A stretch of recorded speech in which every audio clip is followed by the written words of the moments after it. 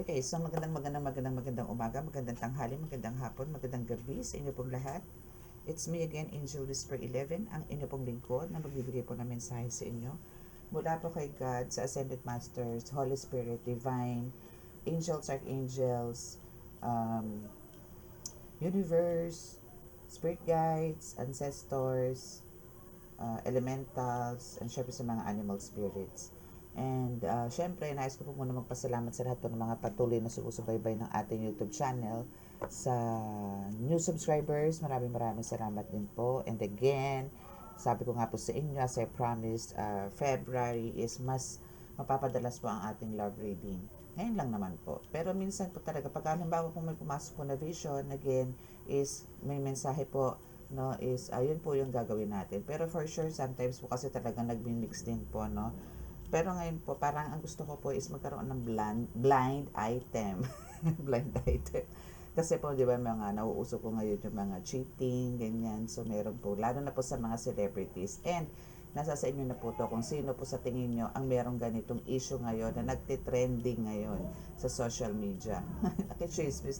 Naging marites ako. Pero kasi marami pong yung ganito pong reading is marami po for sure ang makaka-resonate. So, kukuha lang po tayo ng medyo konting infos, no, sa kanila kung bakit ba nagkaganon si Guy doon sa kanyang person, ano, or bakit ganon nagkaroon ng love triangle. Mga tipong ganon, parang without the awareness of this women dito sa dalawa na close naman sila nitong girl, no, nitong third party. Friend, oh, alam niyo na yan, kung sino yan. Okay? So, yan yung kukunin po natin ngayon. No? Pero, po-pause po ako kasi papasok ko po dito yung energy nung couple na yan. Okay? So, again, ito naman po is, kung sino po yung mga makaka-resonate at hindi po pa nakaka-subscribe, please click the subscribe button, paki-like and share, and click the notification bell para pag-update kayo lagi sa ating reading. And para naman po sa gusto po magpa-book, no, andyan na po sa description box ang aking contact details. And again, I'm Angel Whisper 11, a tarot reader, divine healer, and a ritualist. So, andyan lang po, kung ano po yung gusto nyong pagawa, nandiyan na po sa description box ang aking contact details, and chat nyo lang po ako for some details. Okay? So, and again, ito po yung oil natin, ano, na pangkalahatan, pangontra sa kulam, panggamot sa kulam, barang, lason, usog, gayuma, and sa mga physical din na sakit, no, lalo na po yung mga nagsusugat, ganyan, ang bilis po makatuyo nito. And ito po is, ano po to ha, yung nagbabubbles po siya. I mean, may makikita po kayo mga bubbles sa loob, na small bubbles. Pag meron pong palapit na mga masasamang elemento, or kung kayo po may atake, ito po is iinit po to. This is a glass na malamig, syempre po, pero once na ito po is meron po kayo mga sapi, ito po ay umiinit, mismo yung bote. Okay? And ito rin po yung maliit, may maliit po tayo, pero with herbs din na po sa loob yan. And ito po is pinanggalingan po nito, is yung mga bote rin po, no, na pinanggalingan nito. Iisa lang po yan, nag-repackaging lang po tayo, palitan tayo ng packaging. Okay?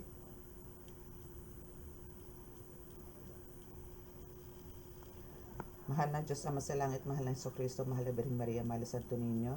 Ako po humihingi sa inyo ng basbas ngayong oras na ito para po makapagbigay ako ng kaliwanagan sa akin po mga tagapanood na nakakaranas po ng ganitong pangyayari sa kanila pong mga relasyon. Naway kami po inyong samahan at bigyan po ng kasagutan ng lahat. Kami po ay patuloy po na nanalangin na kami po inyong bigyan ng kaligtasan, ilay po sa mga kapahamakan, disgrasya sa kuna at ano pong klase ng karamdaman na tukso, at bigyan po ng kagalingan lahat po na may karamdaman. Maraming salamat po. Amen.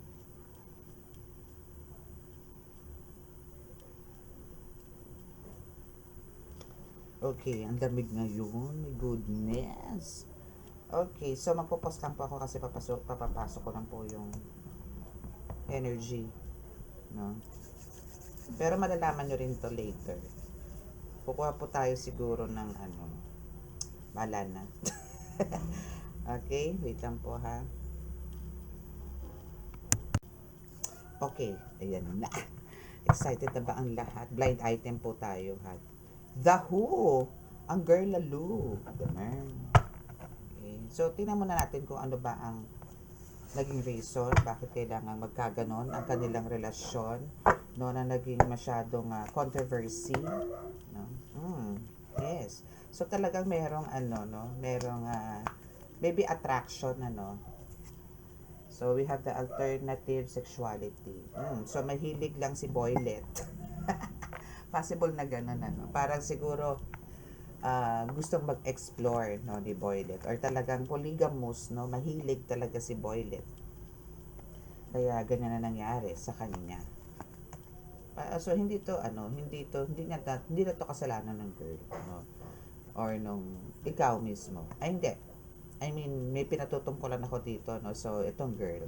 Okay, so, ito is, isa sa parang pinag-ugatan is yung pagiging, maybe a chick boy, no, ng kanyang person. Okay? So, as a second card naman is, meron naman dito, yes, no, ngayon is, talagang traumatized talaga. As in, may trauma ngayon tong si girl. Siguro, hindi lang to first time na nangyari sa kanila ng as a couple, no. So andito yung parang maybe ilang beses itong binigyan ng chance, no. And yun nga lang, talagang masyado na siyang na trauma, and parang ayaw niya na rin, ano, and pinaglaban niya na naman to ng many times, but andito si Volcano, there's a fire disaster na talagang this time around is sumabog na into the point na talagang she wants to quit na or to stop that toxic relationship na meron siya. Okay? So, makukuha nyo rin ito mamaya kung sino itong, it's a celebrity. Nasa YouTube po yan, nasa FB na po itong issue na to. Okay, so what else? Yes, so andito naman yung ano, kumbaga, siguro mapapait or mabigat para sa kanya talaga na to finally na magbigay ng desisyon na maybe to quit, no, or parang putulin na yung relasyon nila, no. But andito yung masasabi niya na this is one of parang siguro achievement na kasi nga siguro noon gusto niya nang gawin to, pero andito yung may humaharang or talagang parang umaasa siya na magkakaroon pa rin ng pagbabago tong person niya. But now, isa dito na nga yung sumabog siya, so quit na. Quit na, okay?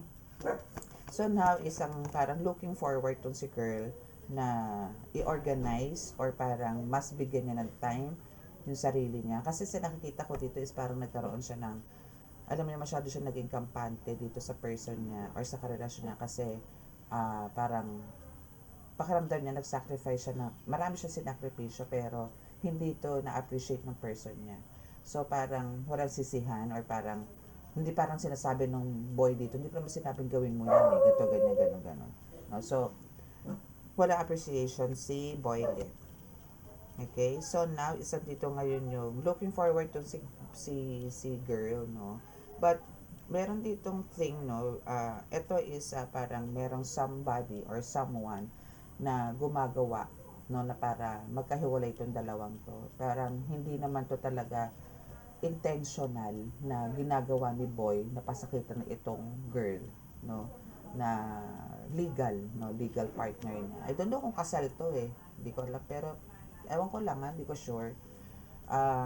Pero ito yung legal partner niya, no? So parang nangyayari ngayon, ito is meron tong someone, no, na maybe na link dito kay Boylet, no, o kay dito sa person niya na hindi matanggap na hiniwalayan, na ngayon is pinili nga itong girl, no. So ngayon is gumagawa ng way para sila ay pasabugin, and talaga namang sumabog, and talaga namang andito na finally na-achieve din itong gumagawa nitong ritual sacrifice na to, somebody na ritual priest or ritual priestess na gumagawa nito para masira yung relasyon nila or yung family nila, no? Kasi nakakaawa po dito, meron silang 2 anak, no?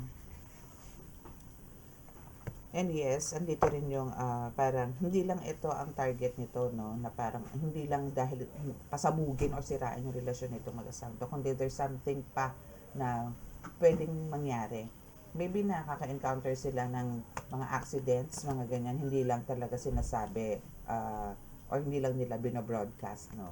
Kasi hindi naman to masyadong na parang hindi na rin to kasama sa I mean, hindi na sila ganun kasikat. Even tong girl na dating actress is hindi na po to sikat. No? I mean, sumikat siya noon, pero ngayon nga po kasi dahil naging priority na yung family niya. So, nandito na lang siya, no, para ayusin yung buhay niya with her family. Yung ganun sa husband, sa mga children, sa business, no. So, yan.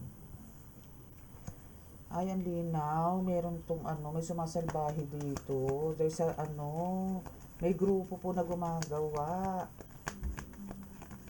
Hindi maganda. Yes. And talagang ito is talagang magiging biktima itong girl. No, na talagang, maybe, let's see, ha? Kasi may pumapasok sa isip ko na parang ang involved is yung third party. At talagang inagaw itong si boy dito sa girl.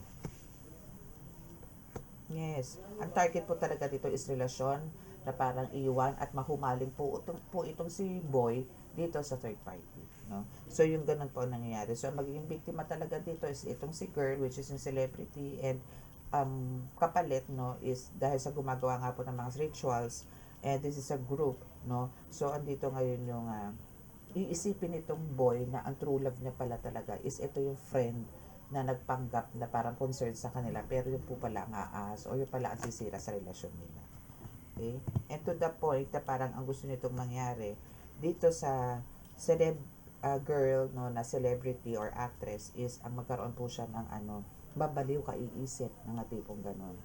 Na parang, eto kasing si third party, noon, nag-iisip din siya kung paano niya to mahuhook etong person na to, etong lalaki na to, para lang mapasakan niya. So parang ito is sa pagka-desperada is kumuha na siya ng isang practitioner para bigyan ng ritual at para ma-attract sa kanya, or nagpagawa talaga to ng matinding gayuma or love spell para lang mapasakan niya to.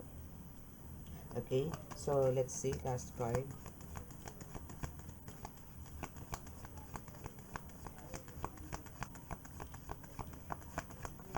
Bonus card. Ay, tatlong card ang bumaba. Okay, so yes, we have the judgment. Siyempre po talaga may judgment yan. Dahil itong si celebrity girl is, andito yun talagang, ang dami niyang sacrifices, ang dami niyang give up, ang dami niyang, alam niyo yun, iniwan from dating buhay niya na ngayon po is talagang namamayagpag siya. I mean, namamayagpag siya noon, pero andito yun dahil sa nagmahal nga po siya ng isang hindi naman din ordinaryong tao to, kasi kilala rin po to, I think worldwide, yung lalaki, no. So pero kumbaga talaga pong pagkagano na marami ka sacrifice, nagpakamartir ka, tapos sasaktan ka lang, sorry, pero talagang may judgment talaga, or there's a justice na isi-serve dun sa mga taong gumawa ng hindi maganda sa kanya, sumalbahe sa kanya, nagbetray sa kanya. And dito naman sa girl na to, syempre, good karma naman po ang darating. No? So, meron pong secret society, or merong group din natutulong dito kay girl para to realize and para mapakalma din siya sa mga nangyayari sa kanya spiritually and physically as well. Kasi hindi lang emotionally na din. No? Kasi kung financial naman is meron naman siya.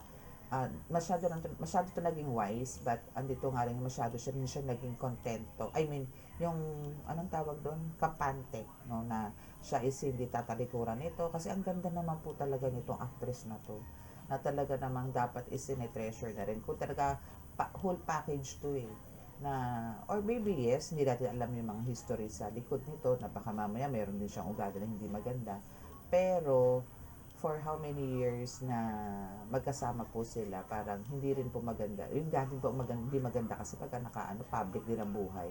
So, andito yung magiging parang alam niyo yun, hindi naman nalalaman ng lahat kung ano yung mga nasa likod ng behind the scene, kung ano talaga yung meron sila. Pero, andito yung pinapakita sa tao na kung ano yung mga ginive up nitong girl, no, para lang talaga makasama mabuo yung pamilya na yun. So, let's see kung ano pa. Tingnan natin. Okay, so sa ngayon, ano kaya ang talagang true emotions nitong girl towards dito sa kanyang guy? No, sa kanyang guy. ashamed. So talagang andito yung talagang nakakahiya talaga, no? As in, kasi ano to worldwide din to malalaman no? So talagang andito yung nahihiya rin siya in a way na hindi lang sa nangyari sa kanila, kundi doon sa mga siguro, dahil nga sa marami siyang give up at marami din naman nagsabi sa kanya no, na wag mo ituloy yan, gato ganyan. May mga gano'n kasing circle of friends na sasabihin, huwag mo na ano yan, talo ka dyan, gato ganyan, gato gano'n. Siguro sure ka ba, nag-give up mo na yan? Diyan ka na ba talaga mag-i-stay? Ganito, ganyan. So, ngayon, isa dito yung ang daming guilt, I mean, ang dami ring embarrassment na andun yung nararamdaman niya. Talagang, and sometimes parang, hindi naman yung regrets na matatawag, pero andito yung, bakit niya hinayaan na mangyari yung gano'n? Bakit hindi niya agad naramdaman nung una pa lang? Yung gano'n. Okay, so another thing is, nagpapa-reading din siya. So itong ano to? Si girl no is nagpapa-reading din. And actually for sure doon sa lugar nila isa to sa mga patok din na mga tarot reading. Kasi nasa province po to So alam niya na rin, no? Or malalaman niya rin talaga kung ano talaga ang mangyayari pa sa kanila, kung magkakaroon pa ba ng solution or talagang yun na yun. Kung may tuldok na talaga. So we have the Queen Bee. So parang sinasabi rin dito no, na kailangan na lang mag-focus, no? Parang yun na lang yun na lang yung mindset niya or yun na lang yung iniisip niya sa ngayon na kailangan niya mag-focus ngayon sa career niya para dun sa mga anak niya. Yung ganun. And kailangan niya na lang ilibing sa limot, no? Ibaon sa limot yung mga nangyari sa kanya na parang ang gagawin na lang niya is parang kukonsider niya lang ito na isa parang napakahabang bangungot, no? Na ngayon lang siya nagising, no? Okay, so let's see. Ano pa ba? There's a karmic ties, no? So ngayon talagang andito rin yung trap siya.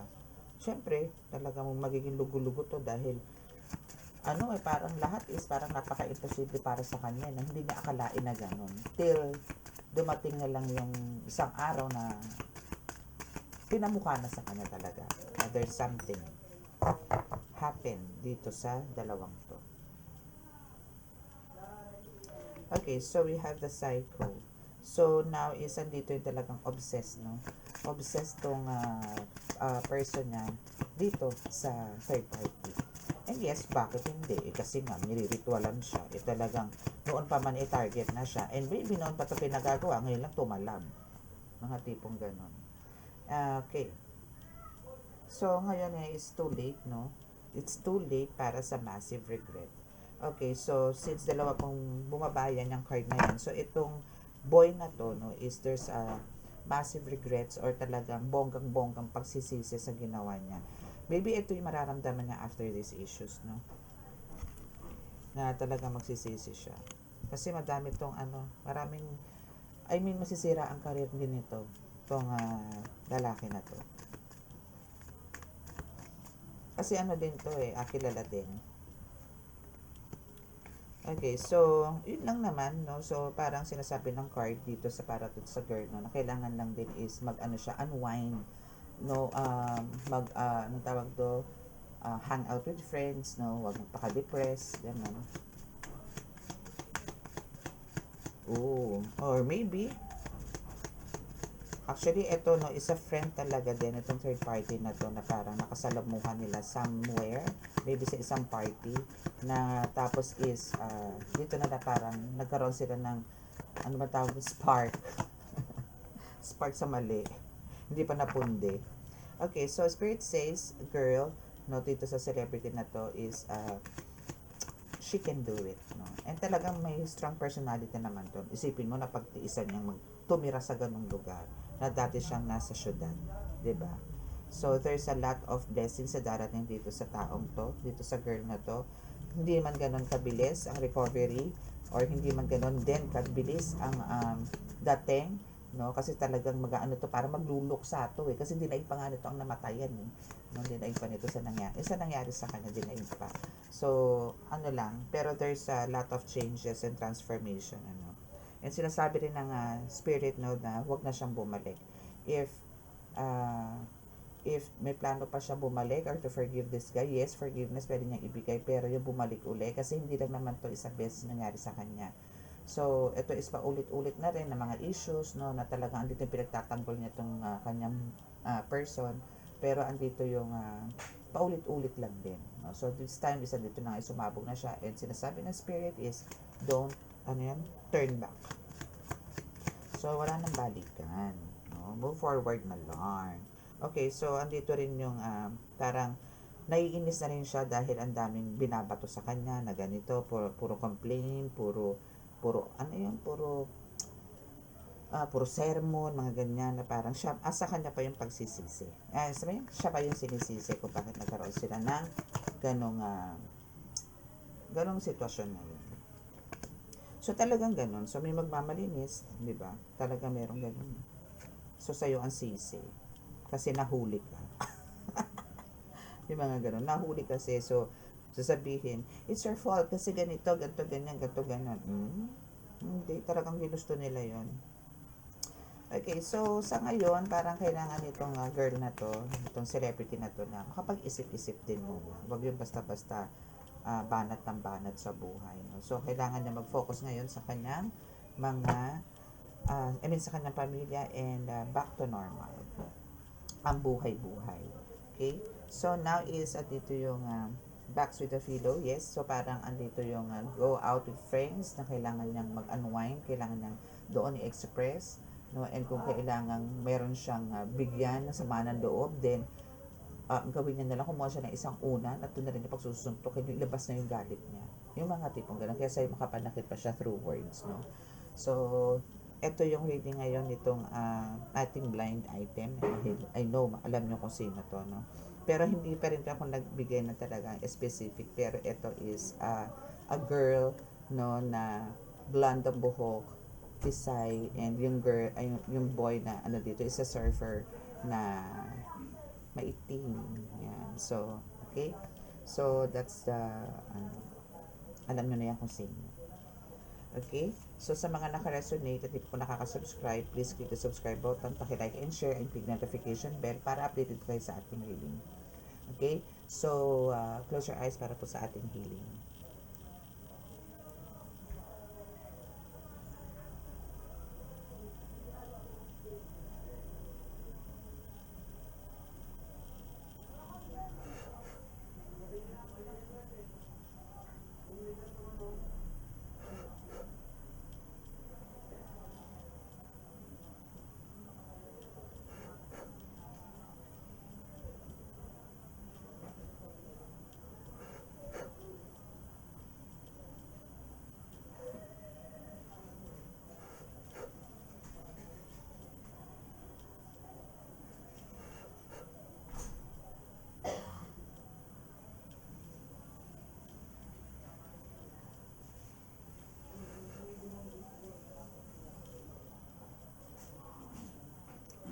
Okay, so maraming salamat po. And God bless. And love, peace, and hope. Bye.